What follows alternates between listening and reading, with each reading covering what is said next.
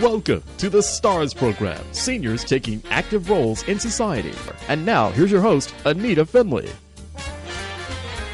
Well, I have the most special person calling in from California, and he's a friend, but he's a famous, I would say, author. He's I don't know, I always call him, there's another thing I say for you.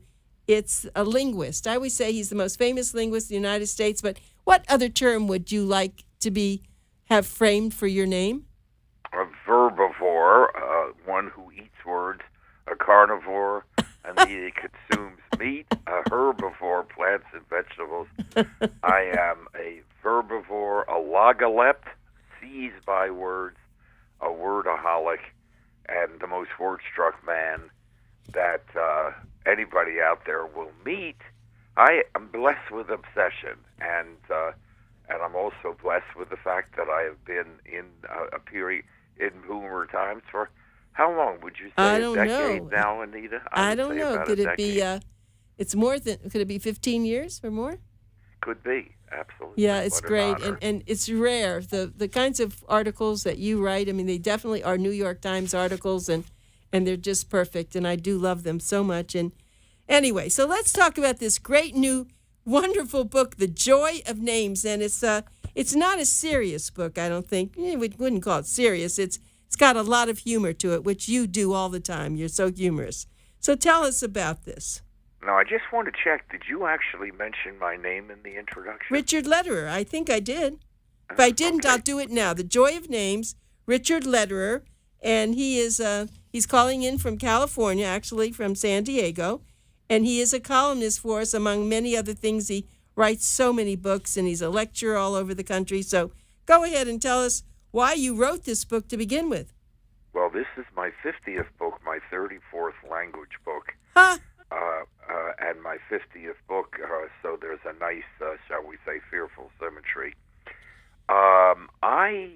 This subject kind of snuck up on me, and the subject is anthroponyms, as in the word anthropology, Anita, which means humans.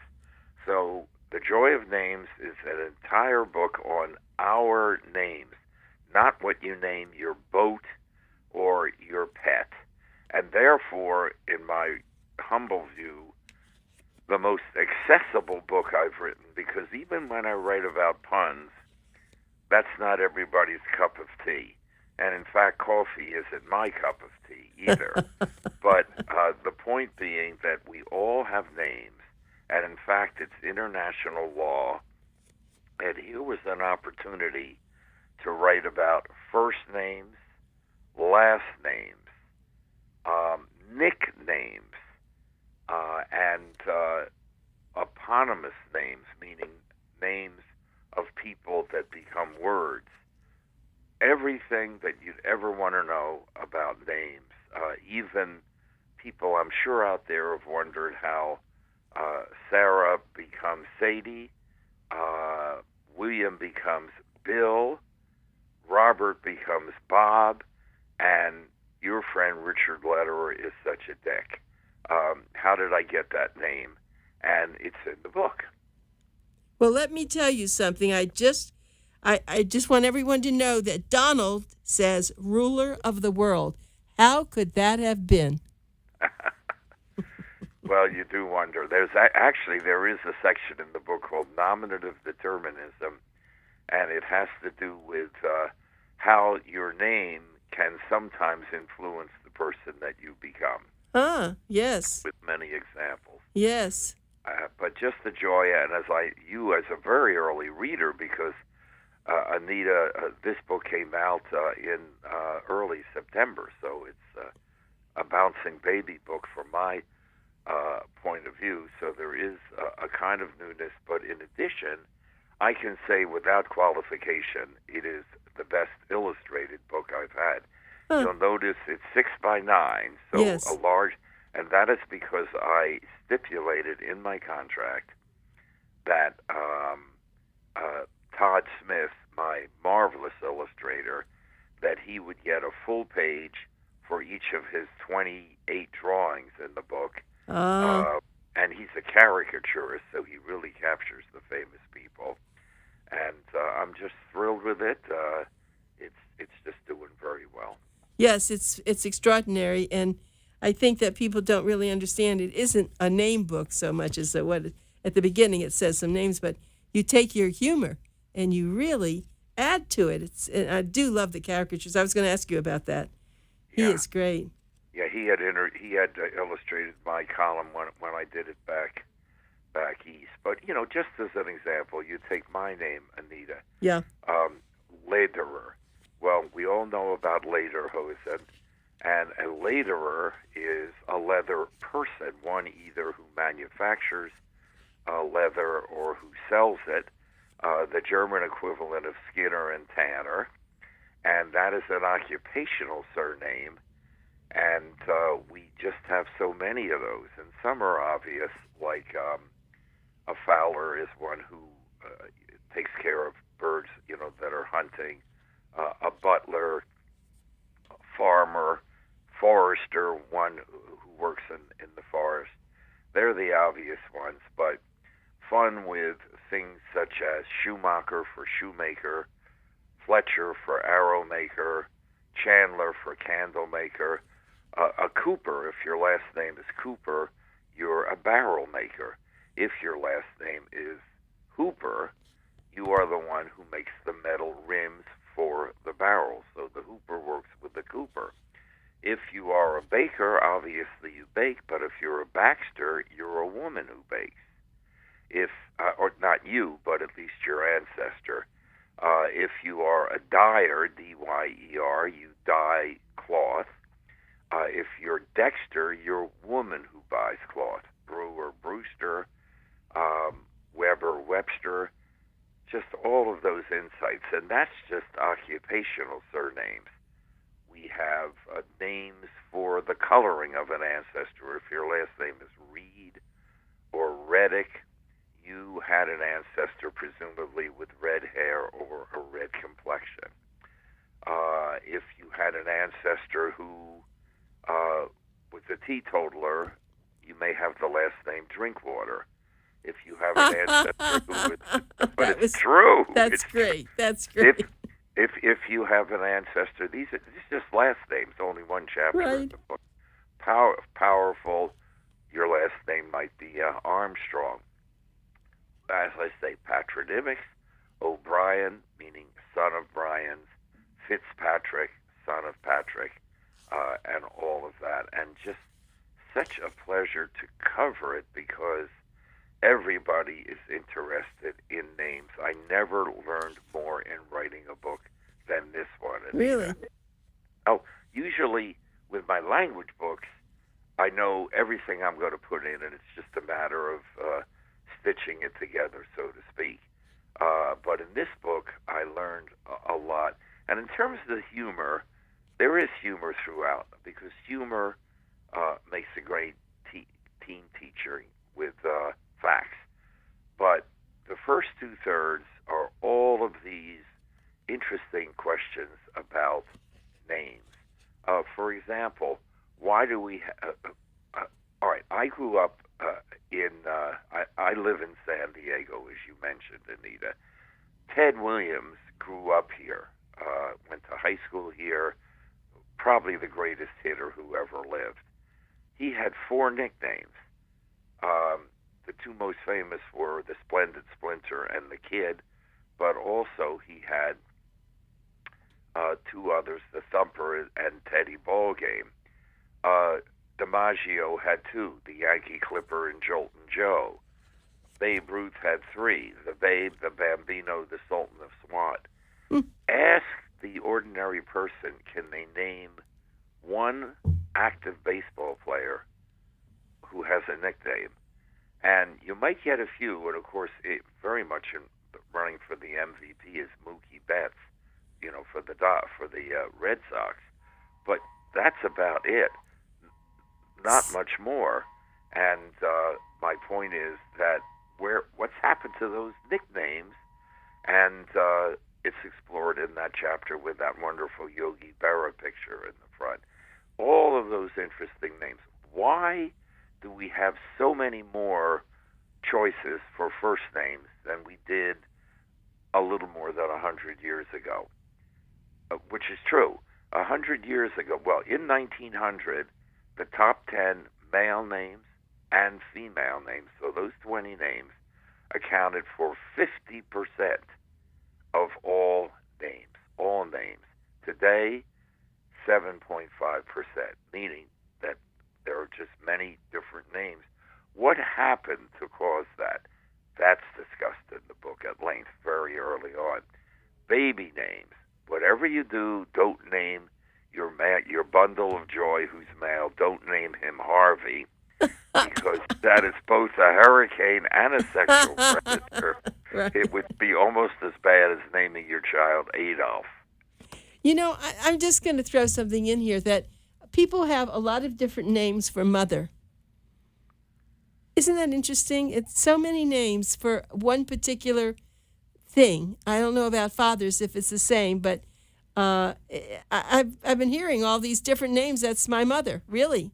I always thought there was one name, mother or mom, but now I was just thinking about that as you were talking. And if you go mama and you take a look at the names around the world, for obviously a very important character in everybody's life person, you find that they all begin with M, and as you put your lips together, it replicates the suckling babe on the breast of the mother, which is called sound echoism. Now, that doesn't happen to be in this book, but this is the way linguists think.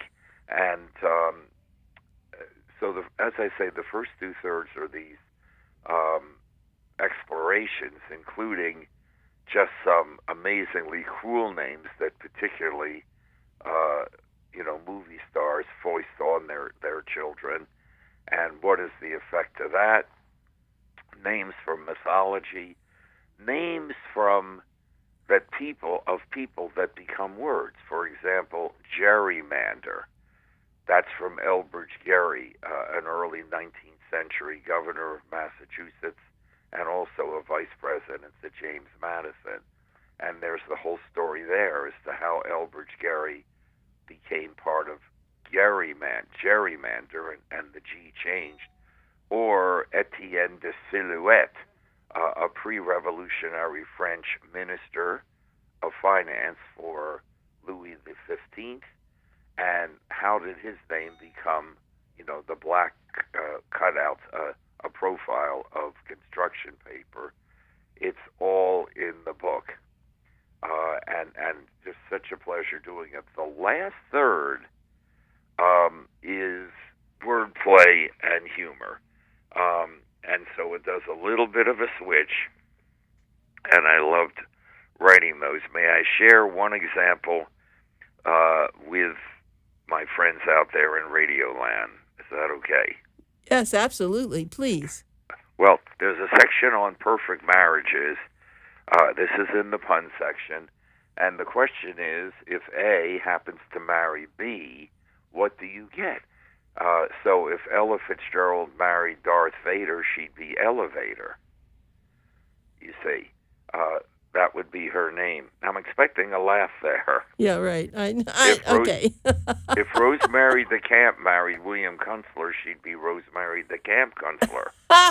Okay. And then they start growing, right. And this is in the last third.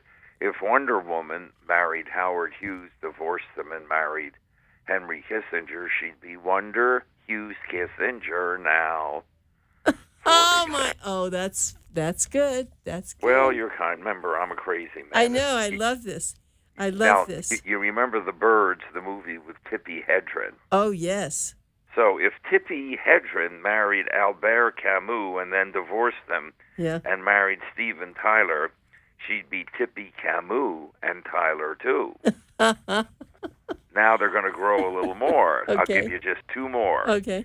If Gracie Allen married Count Basie and then divorced him and married William Macy and then divorced him and married Spencer Tracy and then divorced him and married Steve Lacy and then divorced him and married Kevin Spacey and then divorced him and married Ben Casey, she'd be Gracie Basie Macy Tracy Lacy Spacey Casey. Do you sleep at night and dream of these things? I absolutely do. I can turn it on. You dream of all this. I sleep well, and yeah. that helps.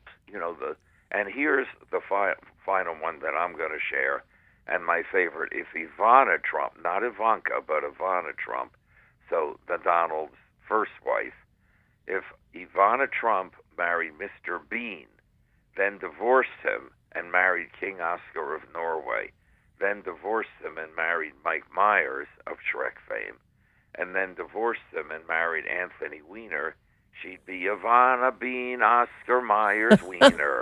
Oh, God.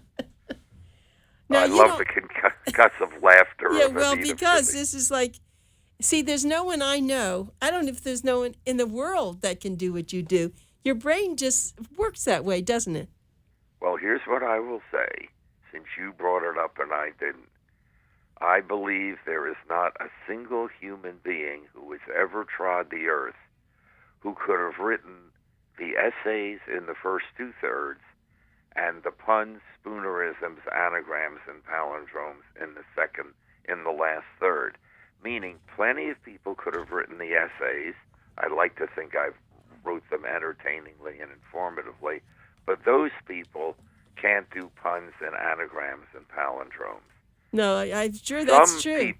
Some people could do the anagrams, palindromes. Some, far fewer, and the puns and the spoonerisms. But those people don't write essays. No. But I happen to have a brain that encompasses them both. Blessed, of course. And did this start when you were just very young that you were able Yeah. to do this? This was just, you must have driven your parents crazy. No, they were very proud. I was the kind of kid who, walking down the street, would see a butterfly and say, "Ooh, wonderful! A butterfly will flutter by." And when I got older, I could improve it to, "Oh, a dragonfly will drink its flagon dry." And those are simply spooneristic reversals. And in the book, I have a whole bunch. And one of my favorites is, does Buster Keaton read about Custer Beaton? All I've done is switched the two consonants. And Todd, bless him, has come up with a great, what we call chapter heads, a wonderful drawing of Buster Keaton reading a book, and George Custer is on the front of the book. And I love the picture, though, of the clown on the front of of the book. That's you. That took about 7 iterations because I was able to work with this artist, but that is I, and that is actually inspired by my jester outfit on the back of the book. Right, I see that. But it was just a joy. It could well be my last book, which I know you've heard before, but 50 is a nice number. It's not that I'm stopping writing. Right. I'm not. I'm writing for Boomer Times. Right. Each month I'm writing for our San Diego Tribune here. But, I'm 80. It's not that I'm tired, but I think I've covered, in terms of a book, all that I feel like I can valuably cover. Well, of course, if you sat for a while and just contemplated your navel, I think you'd come up with something. I don't think you are a sitter. Well, if I contemplated my navel, I'd see some lint in it. And that would, no, wait a minute, and that would be my naval reserve. See, you're ready for me, aren't you? Yeah, I know. Well, I can do that stuff. I know you can. But at any rate, what a pleasure, and I think you and I are, chronologically. Yes, we are. Within whispering distance. That's right. and look at the vigor, and that's the point. When you blow up the distance between who you are and what you do, as Anita Finley has and Richard Lederer has, you just get this energy, and if it's an energy that serves a higher cause, which is surely the case with both of us, that's true. We will both get an F on our retirement report cards, because we're never going to stop this until we have to. Yeah, I know. Now, do your children? I know your children are famous for something else, but does anyone in your family, have they inherited any of this? I would say so. Yes, the children are very energetic. And outreaching. And, of course, the poker players are more into the math than the verbal, but they're pretty good verbally, too. And So what I about really hope that our friends out there will have a chance of getting this book, of course, into their hands as you have it in your hands. Yeah, I'm going to tell them about it again right now. The Joy of Names. It's by Richard Lederer, Lederer.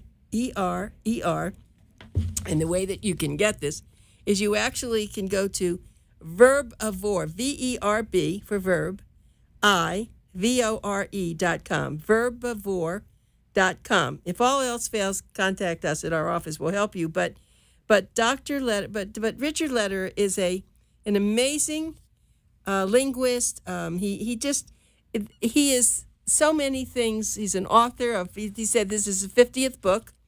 He speaks all over the country. He's a different kind of a person. He's sweet. He's kind. He's smart, and it's been a privilege for us to have him writing for so many years and to be a friend. And he has certainly created something that is unique. And I must say that I don't know of anybody like you. You're very kind, and of course they can get the book on Amazon. Yes. If they want it signed and inscribed, they can get it from me, paid by PayPal or whatever, at Verbivore, meaning word eater, IVORE.com. And we take orders here. We're happy to send them out. I'm happy to inscribe. And, of course, part of all this wonder is my long association with ANITA FINLEY. And ANITA, you can't be an excellent linguist unless you adore people. And I'd like to think this book is just so full of so many people. But, you can't just sit in a library, Carol, researching. And believe me, I do a lot of that. But I love to be out with people. I make more than 100 appearances a year.